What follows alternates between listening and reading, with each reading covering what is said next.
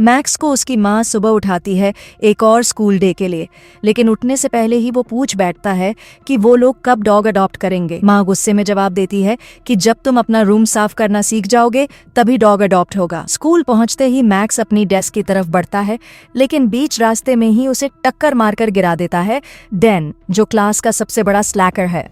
वहीं दूसरी तरफ एलेक्स और उसकी कोवर्कर स्काइबा अपनी नई इन्वेंशन का डेमो दे रहे हैं। ये इन्वेंशन कोई छोटा मोटा नहीं बल्कि एक नैनो रोबोट है जिसमें सुपर एडवांस्ड आर्टिफिशियल इंटेलिजेंस है जो इंसानों की हर एक्टिविटी में हेल्प कर सकता है। प्रस्तुति सफल रहती है और लैब को और भी फंड मिल जाता है प्रोजेक्ट को आगे बढ़ाने के लिए। इसी दौरान एक डेंजरस क्रिमिनल ऑर्गेनाइजेशन का लीडर मायरन इस इन्वेंशन की खबर सुन लेता है। उसका हेंचमैन उसे बताता है कि ये nano robot bank accounts hack कर सकता है और स्टॉक मार्केट को कंट्रोल करके उन्हें अनलिमिटेड पावर दे सकता है। ये सुनते ही मायरन हंसते हुए कहता है, गेको को बुलाओ, मिशन शुरू होता है। गेको उसका सबसे डेंजरस और स्मार्ट एजेंट है। वापस स्कूल में मैक्स अपनी क्रश सोनिया का प्ले रिहर्सल देख रहा होता है और चुपके से उसका स्केच बना रहा होता है। लेकिन तभी डैन अपने दोस्तों के साथ स्टेज के नीचे वाले हैच से बाहर निकलकर मैक्स को अंदर खींच लेता है। जब उसे पता चलता है कि मैक्स उसकी गर्लफ्रेंड सोनिया की ड्राइंग बना रहा था तो वो गुस्से से कहता है कि अब मैं तुझे सबक सिखाऊंगा। डैन और उसके दोस्त मैक्स के हाथ में फायर क्रैकर पकड़ा देते हैं और बेसमेंट की तरफ भाग जाते हैं। थोड़ी देर बाद एक छोटा सा एक्सप्लोजन होता है। शोर सुनकर टीचर हैच की तरफ बढ़ते हैं और जैसे ही वो खुलता है मैक्स बाहर निकलता है। टीचर सोच लेते हैं कि ये एक्सप्लोजन उसी ने किया है और गुस्से में उसे प्रिंसिपल के ऑफिस भेज देते हैं। उसी समय सोनिया को वो ड्राइंग मिल जाती है जिसे डैन ने क्रम्पल कर दिया था। घर पर मैक्स को फिर से माँ की डांट सुननी पड़ती है कि तुम अपना रूम साफ क्यों नहीं करते। लेकिन जैसे ही माँ बाहर जाती है मैक्स चुपके से घर से निकल पड़ता है। उधर गेको अपना मिशन शुरू कर चुका होता है। वो लैबोरेटरी बिल्डिंग की तरफ बढ़ता है और अपने स्पाई टूल से दीवार पर चढ़कर ग्लास काट कर अंदर घुस जाता है। सीलिंग पर एकदम प्रोफेशनल स्पाई की तरह क्रॉल करते हुए वो सिक्योरिटी लेजर्स तक पहुंचता है और अपने नेम प्लेट से लेजर बीम्स रिफ्लेक्ट करके सर्वेलेंस कैमरास डिसेबल कर देता है। रास्ता क्लियर होते ही गेको कंपार्टमेंट तक पहुंचता है जहां कंप्यूटर रखा है। लेकिन जैसे ही वो डिवाइस का डिकोडर पेडिस्टल से निकालता है पीछे से एक गार्ड आकर उसे पकड़ लेता है।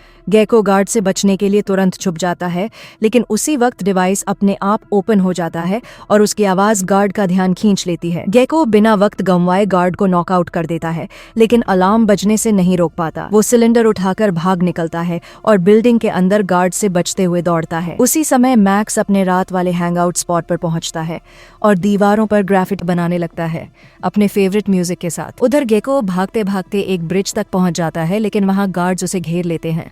वो तुरंत मूव करके खुद को छुड़ाता है और अपने फ्लैशलाइट से एक गार्ड को बेहोश कर देता है। थोड़ी देर बाद वो दोनों गार्ड से भिड़ता है, लेकिन पुश मिलने पर सिलेंडर उसके हाथ से फिसलकर नीचे गिर जाता है। नीचे सड़क पर मैक्स उसे पाता है और समझता है कि ये कोई स्प्रे कैन है। उसे क्यूरियोसिटी होती है क्योंकि उसने ऐसा कैन पहले कभी नहीं देखा। गेको मीनवाइल सारे गार्ड्स को नॉकआउट कर देता है और टैक्टिकल इक्विपमेंट का इस्तेमाल करके पाइप से निकलकर गायब हो जाता है। मैक्स क्यूरियोसिटी में सिलेंडर को दीवार पर स्प्रे करता है और शॉक्ड रह जाता है कि ये खुद ब खुद कॉम्प्लेक्स आर्ट बना रहा है। लेकिन नैनो रोबोट्स जल्दी ही खत्म हो जाते हैं और मैक्स कैन को फेंक देता है। तभी गेको वहां पहुंचता है, सिलेंडर उठाता है और मैक्स की ग्राफिटी की तारीफ करता है। जैसे ही मैक्स वहां से निकलता है अचानक दीवार से उसका कार्टून वाला डॉग जिंदा होकर बाहर कूद पड़ता है। नैनो रोबोट्स पूरी ग्राफिटी को बदलकर एक रियल टेक्नोलॉजिकल डॉग बना देते हैं। वहीं दूसरी ओर गेको सिलेंडर लेकर मायरन के पास जाता है, लेकिन जब बॉस उसे चेक करता है तो शॉक होता है कि नैनो रोबोट्स तो उसमें हैं ही नहीं। उधर मैक्स पैदल घर लौट रहा होता है, लेकिन रोबोटिक डॉग उसका पीछा करता है। वो गलती से एक गार्बेज कैन गिरा देता है और इनविजिबिलिटी पावर का इस्तेमाल करके खुद को छुपा लेता है।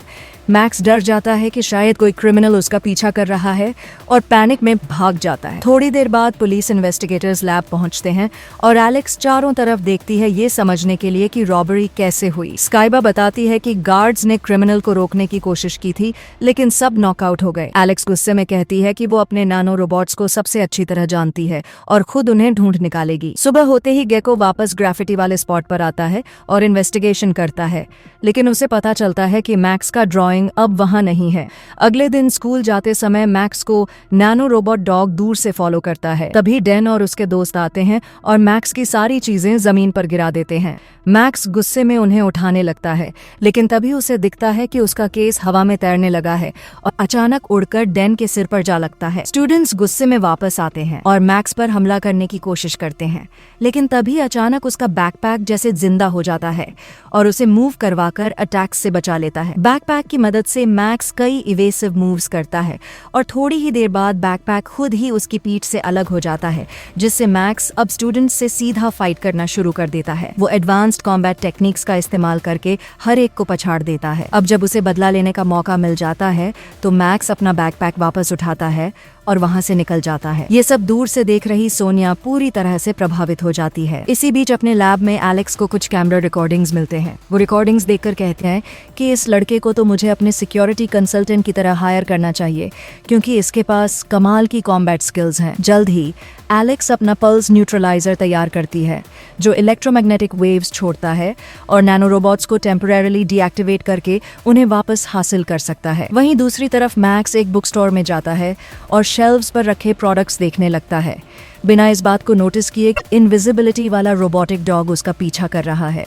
जब उसे एहसास होता है कि उसके पास कुछ भी खरीदने के लिए पैसे नहीं हैं, तो वो उदास हो जाता है। तभी स्टोर ओनर उससे पूछने लगता है कि वो जिन प्रोडक्ट्स को उठा रहा है उनका पेमेंट करेगा या नहीं, लेकिन ओनर उसके पास पहुंच पाता उससे पहले ही इनविजिबिलिटी डॉग एक पैकेट खोल देता है और केओस मच जाता है। शॉपकीपर गिर जाता है, उसकी पैंट्स नीचे खिसक जाती हैं और वो उसे संभालने में बिजी हो जाता है। इसी मौके का फायदा उठाकर मैक्स स्टोर से भाग निकलता है। स्टोर में हुई इस अजीब घटना की वजह से एलेक्स को नैनो रोबोट एक्टिविटी का अलर्ट मिलता है और वो तुरंत वहां पहुंचती है। वो ओनर से सिक्योरिटी कैमरा रिकॉर्डिंग्स एक्सेस करने की रिक्वेस्ट करती है, लेकिन जब ओनर को पता चलता है कि एलेक्स किसी इन्वेस्टिगेटिव एजेंसी से नहीं है, तो वो साफ मना कर देता है। मजबूर होकर एलेक्स अपने हाईटेक ब्रेसलेट का इस्तेमाल करती है और रिकॉर्डिंग्स का डेटा चोरी कर लेती है। कुछ देर बाद मैक्स वापस उसी जगह पहुंचता है जहां वो हमेशा ग्राफिटी करता है। वहां उसे नोटिस होता है कि उसका बनाया हुआ डॉग का ड्राइंग अब गायब है।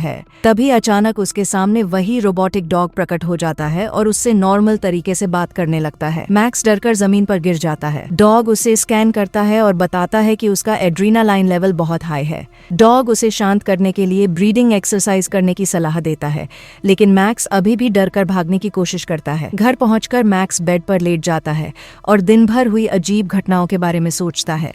तभी फिर से वही डॉग उसके कमरे में आ जाता है और उसे बताता है कि वो असल में माइक्रोस्कोपिक नैनो रोबोट्स का सेट है, जो अपने क्रिएटर की इच्छा के मुताबिक कुछ भी कर सकता है। मैक्स कंफ्यूज्ड होकर पूछता है कि डॉग उसे क्रिएटर क्यों कह रहा है। जवाब में डॉग बताता है कि वो तब क्रिएट हुआ था जब मैक्स ने उस सिलेंडर को स्प्रे कैन की तरह अपने ग्राफिटी के लिए इस्तेमाल किया था। अब मैक्स को एहसास होता है कि वही डॉग था जिसने उसे स्टूडेंट्स के खिलाफ फाइट में जीत दिलाई, लेकिन मैक्स उसे डांटता है और कहता है कि अब डैन उससे और ज्यादा फ्यूरियस रहेगा। फिर भी मैक्स खुद को काम करता है और अपने कंप्यूटर पर बैठकर न्यूज़ पढ़ता है। उसे पता चलता है कि सिटी में जल्द ही एक बड़ा ड्राइंग कंपटीशन होने वाला है और विनर को एक रिनाउंड इलस्ट्रेशन कोर्स में एडमिशन मिलेगा। लेकिन मैक्स निराश हो जाता है और सोचता है कि उसके जीतने का कोई चांस नहीं है, इसलिए वो डिसाइड करता है कि वो इस कॉन्टेस्ट में हिस्सा ही नहीं लेगा। शाम ढलते ही एलेक्स अपनी गाड़ी में बैठकर सिक्योरिटी कैमरास की रिकॉर्डिंग्स देख रही होती है कि तभी उसे नैनो रोबोट्स की एक्टिविटी का एक और अलर्ट मिलता है। इसी दौरान रोबोटिक डॉग मैक्स की सारी ड्राइंग्स एनालाइज करता है और खुद ही कंपटीशन वेबसाइट पर उसके नाम से एंट्री कर देता है। अगले दिन गेको फिर से ग्राफिटी वाले एरिया में आता है और लोगों से उस लड़के के बारे में पूछताछ करता है, लेकिन किसी ने मैक्स को नहीं देखा होता। धीरे धीरे गेको की उम्मीदें टूटने लगती हैं। घर पर मैक्स अपने नए टेक्नोलॉजिकल डॉग से बातें कर रहा होता है। डॉग उसे बताता है कि वो अपना अपीयरेंस बदलकर डिस्गाइज भी कर सकता है। मैक्स ये सुनकर एक्साइटेड हो जाता है और अपने रोबोटिक पेट के साथ पार्क घूमने का डिसाइड करता है, लेकिन उसे स्ट्रिक्टली कहता है कि वो वहाँ किसी से बात नहीं करेगा ताकि उसका सीक्रेट सेफ रहे। ये सुनकर डॉग एक वायरलेस हेडसेट बनाता है और मैक्स को देता है ताकि दोनों आपस में बिना किसी को नोटिस हुए बात कर सकें। उसी वक्त एलेक्स पार्क में आ जाती है और दूर से डॉग की वीडियो रिकॉर्ड करने लगती है। पार्क में घूमते घूमते मैक्स और उसका डॉग अचानक सोनिया से टकराते हैं। सोनिया तुरंत डॉग को प्यार करने लगती है और पूछती है कि इसका नाम क्या है। मैक्स फटाफट जवाब देता है, फॉक्स्टर, ये मेरा पेट डॉग है। थोड़ी देर बाद सोनिया के दोस्त उसे बुला लेते हैं। जाते जाते वो बताती है कि वो लोग आर्ट्स फेस्टिवल जा रहे हैं। फॉक्स्टर मैक्स के वाइटल साइंस एनालाइज करके पूछता है कि क्या वो सोनिया को पसंद करता है और कहता है कि उसे जाकर बात करनी चाहिए। लेकिन मैक्स समझाता है कि ये मुमकिन नहीं है क्योंकि सोनिया पहले से डैन के साथ रिलेशनशिप में है, वही डैन जिससे उसका डॉग टकरा चुका है। इसी डिस्ट्रैक्शन का फायदा उठाकर एलेक्स अपनी गाड़ी लेकर पास आती है और अपनी ट्रैकिंग डिवाइसेस से उनकी बातचीत सुनने लगती है।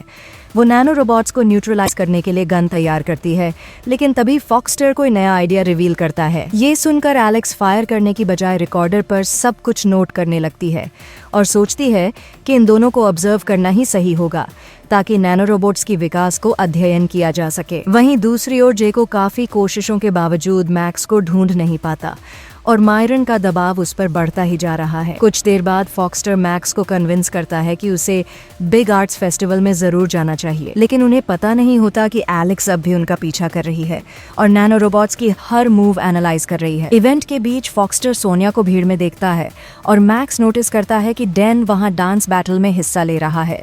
जब डैन जीत जाता है और सोनिया उसे बधाई देती है तो मैक्स उदास होकर फेस्टिवल छोड़ने की बात करता है, लेकिन फॉक्स्टर उसे रोक लेता है और पूरी सिचुएशन एनालाइज करके प्लान बनाता है कि वो कैसे सोनिया का ध्यान खींच सकते हैं और मैक्स की रेपुटेशन सुधार सकते हैं। दोनों एक बड़े वेयरहाउस में जाते हैं। फॉक्स्टर अपनी एडवांस टेक्नोलॉजी से मैक्स के पूरे कपड़े बदल देता है और नैनो रोबोट से उसका बॉडी एनहांस कर देता है। न्यू लुक में मैक्स दौड़ते हुए एक जायंट वॉल पर चढ़ जाता है और पेंट कैन से एक शानदार आर्टवर्क बनाना शुरू करता है। उसकी परफॉर्मेंस देखकर लोगों की भीड़ जुट जाती है। मैक्स अपने आर्ट को एक ग्रैंड स्टाइल में फिनिश करता है और तभी सोनिया को समझ आता है कि उसका दोस्त ये इलस्ट्रेशन उसी के ऑनर में बना रहा था। अगर आपको ये कहानी पसंद आ रही है तो वीडियो को लाइक शेयर जरूर करें और हाँ, चैनल को सब्सक्राइब कर लीजिए ताकि अगला पार्ट सबसे पहले आप तक पहुंचे। कमेंट में बताइए, अगर आपके पास फॉक्स्टर जैसा रोबोटिक डॉग होता तो आप सबसे पहले उससे क्या करवाते।